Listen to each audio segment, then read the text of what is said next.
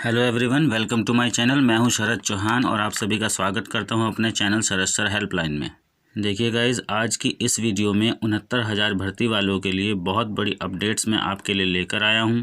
जैसा कि आप देख सकते हैं, 69,000 भर्ती का शासनादेश जारी कर दिया गया है। ठीक है, शासनादेश को जारी कर दिया गया है, विज्ञप्ति आ चुकी है और जिसके अनुसार सरकार की तरफ से यानी कि शासन की तरफ से 69,000 भर्ती को पूरा करने की अनुमति दे दी गई है। आज की इस वीडियो में हम जानेंगे कि कब तक हमें करना होगा ऑनलाइन आवेदन, कौन सी डेट्स निर्धारित की गई हैं ऑनलाइन आवेदन के लिए। ठीक है, कब से कब तक ये किया जाएगा हम बात करेंगे।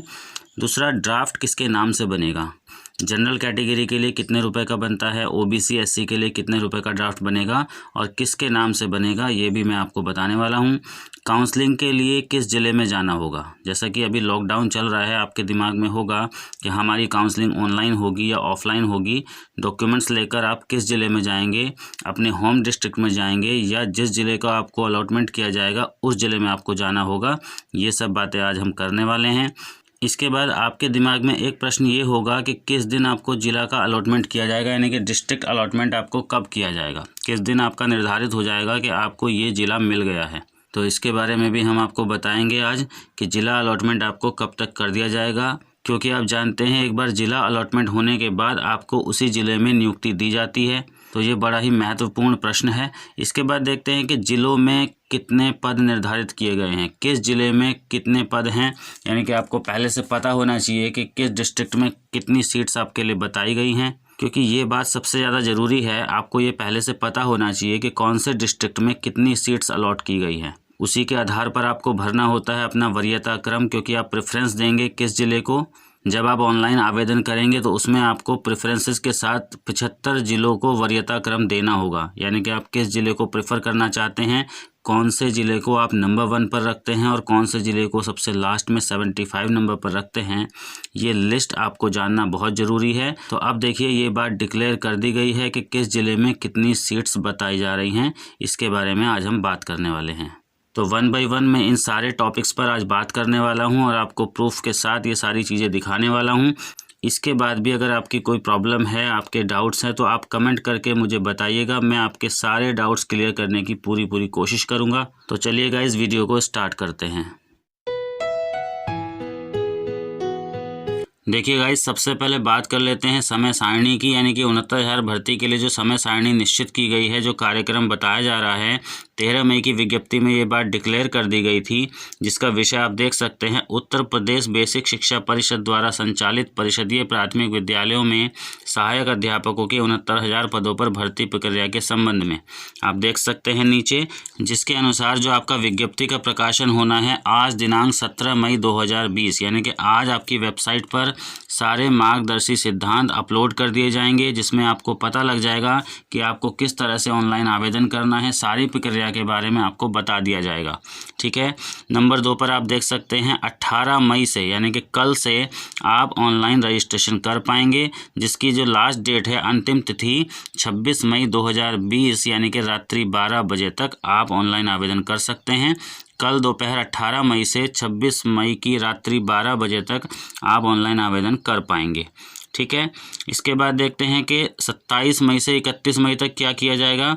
जो आपने ऑनलाइन आवेदन किए, यानी कि जो 18 मई से 26 मई तक आपने अपनी डिटेल्स भरने के बाद अपना फॉर्म कंप्लीट किया है, उस पूरे डेटा की प्रोसेसिंग की जाएगी, यानी कि उसको चेक किया जाएगा कि क्या आपने अपने सुपर टेट के मार्क्स या अपनी सारी डिटेल्स जो उसमें भरी है, क्या वो सब ठीक है, वो करेक्ट हैं। अगर वो करेक्ट हैं तो उसकी प्रोसेसिंग में वो उसकी जाँच की जाएगी और उसके बाद आपको एक ज़िला अलॉट कर दिया जाएगा, जिसकी सूची आप डाउनलोड कर पाएंगे 31 मई 2020 तक, जिस सूची में ये क्लियरली लिखा होगा कि आपको कौन सा जिला अलॉट किया गया है। ठीक है, उसके बाद देखिए 3 जून से 6 जून तक आपको काउंसलिंग करानी होगी और मैं आपको बता दूं, ये काउंसलिंग आपकी उसी ज़िले में जाकर कराई जाएगी, यानी कि ऑफलाइन काउंसलिंग होगी जो ज़िला आपको अलॉट किया गया है। मान लीजिए आपका होम डिस्ट्रिक्ट बरेली है, लेकिन आपको जो ज़िला अलॉट किया गया है वो प्रयागराज किया गया है, तो आपको ये ऑफलाइन काउंसलिंग, यानी कि अपने सारे डॉक्यूमेंट्स लेकर आपको पहुंचना होगा प्रयागराज और वहीं पर आपकी ऑफलाइन काउंसलिंग कराई जाएगी। और यदि आपके सारे डॉक्यूमेंट्स वेरीफाई कर दिए जाते हैं, आपकी सारी डिटेल्स, आपके डॉक्यूमेंट्स सब ठीक ठाक निकलते हैं, तो वहीं से आपको नियुक्ति पत्र दे दिया जाएगा। तो देखिए ये तो डिटेल हुई आपकी समय सारणी की, पूरा कार्यक्रम आपको मैंने बता दिया है, ये ऑफिशियल विज्ञप्ति है। इसके बाद देखिए चलिए आगे बढ़ते हैं। कल दिनांक 16 मई को देखिए शासनादेश जारी कर दिया गया है। आप देख सकते हैं 13 मई 2020 के अनुक्रम में यानी कि उसी के क्रम में 69,000 सहायक अध्यापकों की भर्ती के लिए आयोजित सहायक अध्यापक भर्ती परीक्षा 2019 में उत्तीर्ण 1,46,060 अभ्यर्थियों में से जनपदवार निर्धारित पदों की संख्या जो घट या बढ़ सकती है, मतलब कि जो पदों की संख्या निर्धारित की गई है जिलेवार, उसको घटाया या बढ़ाया भी जा सकता है। यह उसी पर चयन या नियुक्ति हेतु उत्तर प्रदेश बेसिक शिक्षा अध्यापक सेवा नियमावली 1981 उल्लिखित प्रावधानों तथा वांछित शैक्षिक प्रशिक्षण अर्हताधारी अभ्यर्थियों से जनपद आवंटन हेतु ऑनलाइन आवेदन पत्र आमंत्रित किए जाते हैं। आप देख सकते हैं वेबसाइट आपके लिए होगी जहां आप ऑनलाइन आवेदन करेंगे upbasicedubboard.gov.in और जहां पर जैसा मैंने अभी आपको बताया था 18 मई 2020 के दोपहर से दिनांक 26 मई 2020 की रात्रि 12 बजे तक आप आवेदन कर सकते हैं। आगे आप देख सकते हैं आपको अपना अनुक्रमांक, जन्म तिथि तथा मोबाइल संख्या को निर्धारित वेबसाइट पर भरना होगा, जिसके उपरांत अभ्यर्थी के उक्त मोबाइल पर OTP यानी कि वन टाइम पासवर्ड आपको प्राप्त होगा। अब देखिए जिन लोगों का अभी मोबाइल में प्रॉब्लम है, मोबाइल नंबर चेंज हो गया है, तो उसके लिए भी आपको इसी वेबसाइट पर एक परफॉर्मा प्रोवाइड कराया जाएगा, जिसको भरकर आप ईमेल आईडी पर सेंड करेंगे और आप अपना मोबाइल नंबर चेंज करा सकते हैं। उसके बाद ही आप ऑनलाइन फॉर्म भर पाएंगे। अभी आप आगे देख लीजिए, काम की बात इसमें लिखी हुई है। यहाँ लिखा है वांछित प्रविष्टियों को पूर्ण कर सकेंगे।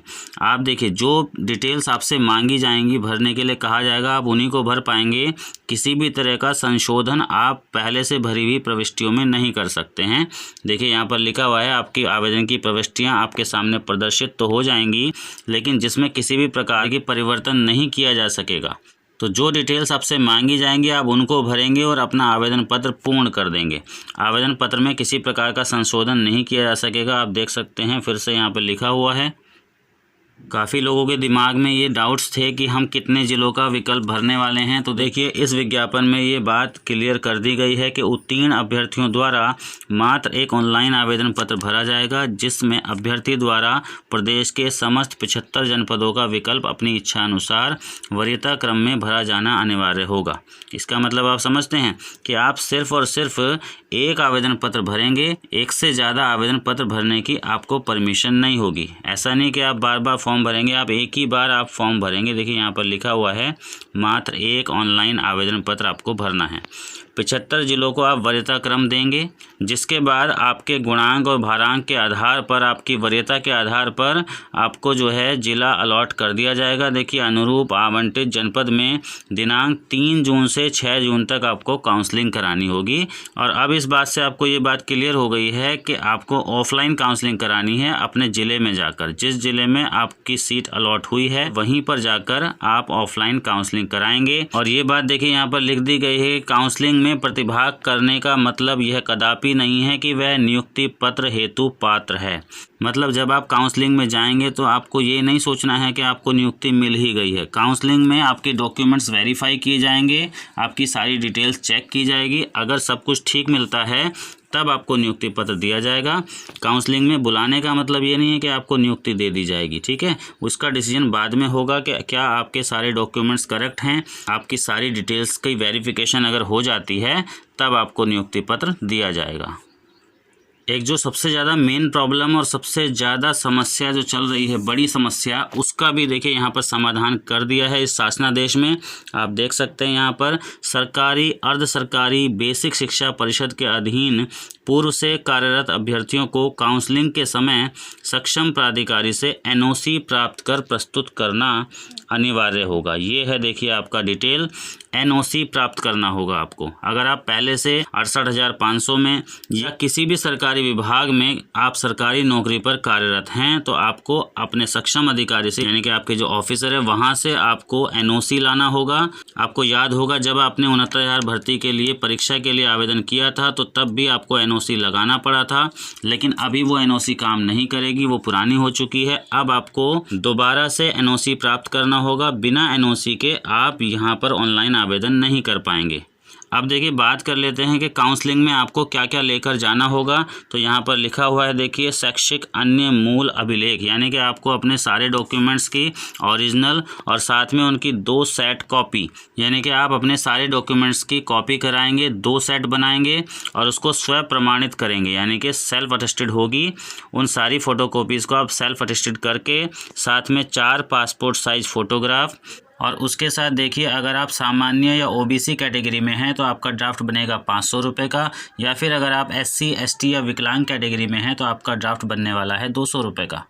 और ये ड्राफ्ट देखिए बनवाया जाएगा सचिव उत्तर प्रदेश बेसिक शिक्षा परिषद प्रयागराज, यानी कि सचिव के नाम से ये ड्राफ्ट बनना है। उत्तर प्रदेश बेसिक शिक्षा परिषद प्रयागराज के सचिव के नाम से 500 रुपये या 200 रुपये, जिस कैटेगरी में भी आप हैं उस कैटेगरी के अनुसार आप अपना ड्राफ्ट बनवा कर और अपने सारे डॉक्यूमेंट्स के साथ जिस ज़िले में आपको सीट अलॉट की गई है उस ज़िले में जाकर आप उपस्थित होंगे और उस ऑफलाइन काउंसलिंग में अपना डॉक्यूमेंट वेरिफिकेशन कराएंगे, जिसके बाद आपको नियुक्ति पत्र दिया जाएगा।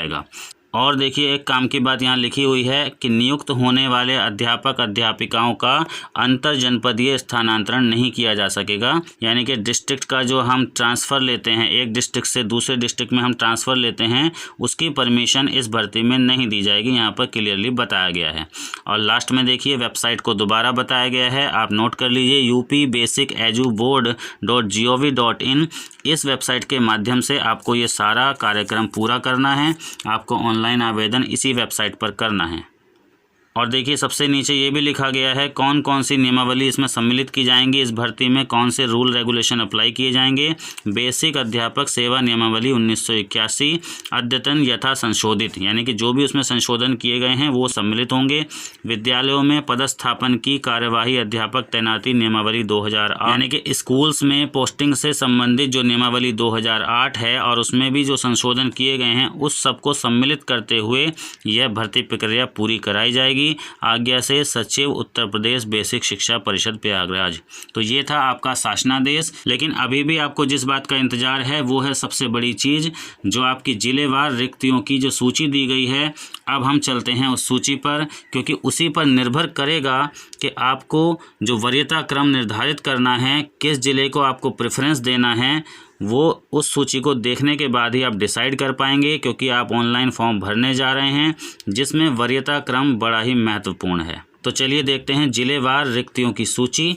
देख सकते हैं आनंद कुमार सिंह विशेष सचिव उत्तर प्रदेश शासन की तरफ से ये विज्ञापन है। विज्ञप्ति दी गई है 16 मई 2020 को, जिसका विषय है उत्तर प्रदेश बेसिक शिक्षा परिषद द्वारा संचालित परिषद प्राथमिक विद्यालय में सहायक अध्यापक के 69,000 पदों पर नियुक्ति के संबंध में। ठीक है, इस विज्ञप्ति में देखिए इस भर्ती प्रक्रिया को प्रारंभ करने की अनुमति प्रदान कर दी गई है और साथ में जिलेवार रिक्तियों की सूची को संलग्न किया गया है। आप देखिए नीचे आ जाइए, यहाँ देख सकते हैं प्राथमिक विद्यालयों में 69,000 सहायक अध्यापकों के पदों पर भर्ती हेतु जनपदवार आवंटित पदों का विवरण आप देख सकते हैं। जिले का नाम लिखा है और सामने नंबर ऑफ सीट्स इसमें बताई गई है। मेरठ में आप देखिए, मेरठ में 130 सीट आपको आवंटित की गई हैं, टोटल 130 सीट हैं। बागपत में 100 सीट हैं। बुलंदशहर में 840, गाज़ियाबाद में सबसे कम देखिए 2 सीट, ओनली 2 सीट्स आपको दी गई हैं, 2 ही पद हैं गाज़ियाबाद ज़िले में। बहुत बड़ा ज़िला है ये गाज़ियाबाद, और जहां पर सिर्फ पदों की संख्या दी गई है 2। हापुड़ में आप देख सकते हैं 150 पद आवंटित करे गए हैं, और गौतम बुद्ध नगर में देखिए 140, आगरा में 820। आप देखिए 1 बाय 1 इनको नोट करते जाइए और स्पेशली अपने ज़िले की रिक्तियों को आप नोट कर लीजिएगा। इसके बाद देखिए फिरोजाबाद में 680 सीट्स हैं। मैनपुरी में जो पद बताए गए हैं 940, अलीगढ़ में 940, कासगंज में 1010, एटा में 580, हाथरस में 680, मथुरा में 690, बरेली में 1220। देखिए बरेली में 1220 पद बताए जा रहे हैं। बदायूं में 2100। अभी तक के देखिए ऊपर से नीचे इस लिस्ट में 2100 अधिकतम है बदायूं में। पीलीभीत में 870 पद हैं। शाहजहांपुर में 1450 पद हैं। इसके बाद देखिए प्रयागराज यानी कि इलाहाबाद में 990 सीट्स हैं। पहले ये ज़्यादा हुआ करती थी, लेकिन इस बार 990 सीट्स हैं। यहाँ पर बहुत ही मारामारी रहने वाली है। फतेहपुर में देखिए 520 सीट हैं। प्रतापगढ़ में पदों की संख्या 1330 है। कौशाम्बी में 700, वाराणसी में 230, देखिए कितनी कम है, वाराणसी में सिर्फ 230 सीट। चंदौली में 400, गाजीपुर में 1990, जौनपुर में 2270, मिर्ज़ापुर में 1200, देखिए जौनपुर में भी 2270 अभी तक की अधिकतम सीट्स हैं। सोनभद्र में आप देख सकते हैं 450 सीट्स हैं। सोनभद्र के बाद देखिए भदोई में 650 सीट्स हैं। लखनऊ में सिर्फ 150 पद हैं। हरदोई में 2450 और ऊपर से नीचे तक इस लिस्ट में देखिए अभी तक का अधिकतम पदों की संख्या 2450 हरदोई, और उसके बाद देखिए टॉप कर रहा है सीतापुर। पूरी लिस्ट को मैंने यहाँ ऑब्जर्व कर लिया था और मैं आपको बता रहा हूँ सीतापुर में सबसे ज़्यादा 2500 सीट्स हैं। रायबरेली में 670, उन्नाव में 1120, लखीमपुर खीरी में 2100, गोरखपुर में 1250, देवरिया में 1248, कुशीनगर में 2220। काफ़ी पद हैं देखिए कुशीनगर में भी। चलिए नीचे के ज़िलों में देखते हैं और कितने पद दिए गए हैं। तो देखिए नेक्स्ट है आपका महाराजगंज, जहां पर 1560 पद हैं। बस्ती में 1340, संत कबीर नगर 780, सिद्धार्थनगर 1050, झांसी 530, ललितपुर 590, जालौन 390, चित्रकूट में 1080 पद हैं। बांदा में 1070, बांदा के नीचे देख लीजिए महोबा में 370 पदों की संख्या है। हमीरपुर में टोटल 480 पद हैं। अयोध्या में 880, देखिए फैजाबाद के नाम से ये ज़िला होता था पहले, अभी अयोध्या 880। बाराबंकी 1310, सुल्तानपुर 1570, अमेठी 820, अंबेडकर नगर 660, गोंडा में 1620 पद हैं टोटल। बलरामपुर में 440, बहराइच में 1060। बहराइच के बाद देखिए श्रावस्ती में केवल 280 पदों की संख्या है। मुरादाबाद में 750, संभल में 680, रामपुर में 1250, बिजनौर में 1130, अमरोहा में 720, कानपुर नगर में 350, कानपुर देहात 520, इटावा में पदों की संख्या है 590, औरैया में 550, फर्रुखाबाद 1000। इसके बाद देखिए फर्रुखाबाद के नीचे आपका कन्नौज है, कन्नौज में 1500 पद हैं। आजमगढ़ में पदों की संख्या है आपकी 1550, बलिया में 1600, मऊ में सिर्फ 200 पद हैं, सहारनपुर में 600, मुजफ्फरनगर में 260 और शामली में देखिए फिर से पदों की संख्या बहुत कम है 160। टोटल देखिए आपके 69,000 पदों को आवंटित यहाँ पर किया गया है। अब आपको देखिए डिसाइड करना है कि आप किस ज़िले को प्रेफरेंस देते हैं, यानी कि आप किस ज़िले को नंबर 1 पर प्रेफर करते हैं और उसके बाद किस ज़िले को आप नंबर 2, नंबर 3, नंबर 4 प्रेफरेंस देते जाते हैं। यानी कि वरीयता क्रम में आपको इन सारे ज़िलों को लगाना है और आपको इस पूरे ऑनलाइन एप्लीकेशन फॉर्म को भरते टाइम इस बात की परमिशन दी गई है कि आप टोटल 75 ज़िलों को वरीयता क्रम में लगाकर प्रेफरेंस लिस्ट अपनी बनाएंगे और आवेदन करते टाइम ये ध्यान रखेंगे कि आपको कौन सा ज़िला पसंद है, आप किस ज़िले में नौकरी करना चाहते हैं, क्योंकि आप जानते हैं इस भर्ती में आपका स्थानांतरण नहीं किया जाएगा, ट्रांसफ़र नहीं होता है। तो आप पहले से ये चीज़ डिसाइड कर लो कि आपको किस ज़िले में नौकरी करनी है। आई होप गाइज़ कि आपके सारे प्रश्नों के उत्तर इस वीडियो के माध्यम से आपको मिल गए होंगे। जैसा कि मैंने आपको बताया कि ऑनलाइन आवेदन आपको करना होगा 18 मई से 26 मई तक, लेकिन ध्यान रहे 18 मई को दोपहर 12 बजे के बाद ही आप आवेदन कर पाएंगे और 26 मई की रात्रि 12 बजे से पहले तक। ठीक है, एक मैंने आपको बताया ड्राफ्ट किसके नाम से बनेगा। इसके बाद देखिए काउंसलिंग के लिए किस ज़िले में जाना होगा। जो मैंने आपको बताया कि 31 तारीख को आप सूची डाउनलोड करेंगे, उस सूची में आपका नाम होगा और जो ज़िला आपको अलॉट किया गया है उसी ज़िले में आपको जाना होगा। ऑफलाइन काउंसलिंग होगी, सारे डॉक्यूमेंट्स लेकर आप उसी ज़िले में जाएंगे, ना कि अपने होम डिस्ट्रिक्ट में काउंसलिंग होगी। किस दिन होगा जिला अलॉटमेंट, तो जैसा मैंने आपको बताया 31 तारीख को आप लिस्ट डाउनलोड कर सकते हैं वेबसाइट से। उसी दिन आपको पता लगेगा कि आपको कौन सा ज़िला अलॉट किया गया है। उसके बाद किस ज़िले में कितने पद हैं मैंने अभी आपको पूरी सूची डिटेल में दिखा दी है, जिसमें दिए गए पदों की संख्या के आधार पर अब आप डिसाइड कर सकते हैं कि आपको कौन से ज़िले को पहले प्रेफर करना है और कौन से ज़िले को बाद में। तो गाइज़ इस वीडियो के माध्यम से मैंने आपके सारे प्रश्नों के उत्तर देने की कोशिश की है। इसके बाद भी अगर आपके मन में कोई प्रश्न है, कोई डाउट है, कोई प्रॉब्लम आपको लगती है तो आप कमेंट करके मुझे ज़रूर बताइए, मैं आपके सारे सवालों के जवाब दूंगा। वीडियो अगर आपको पसंद आया है तो जल्दी से इसको लाइक कर दीजिए, अपने फ्रेंड सर्कल में इसको शेयर कर दीजिए। जो भी ऐसे लोग हैं, ऐसे कैंडिडेट्स हैं जो 69,000 भर्ती में यहाँ अप्लाई करने वाले हैं, सभी लोगों तक ये वीडियो पहुँच जाना चाहिए। आपके जितने भी व्हाट्सएप और फेसबुक ग्रुप्स हैं उन सभी ग्रुप्स में ये वीडियो जल्दी से शेयर कर दीजिए। चलिए मिलते हैं नेक्स्ट वीडियो में, तब तक के लिए स्वस्थ रहिए, मस्त रहिए। Thank you so much, see you again.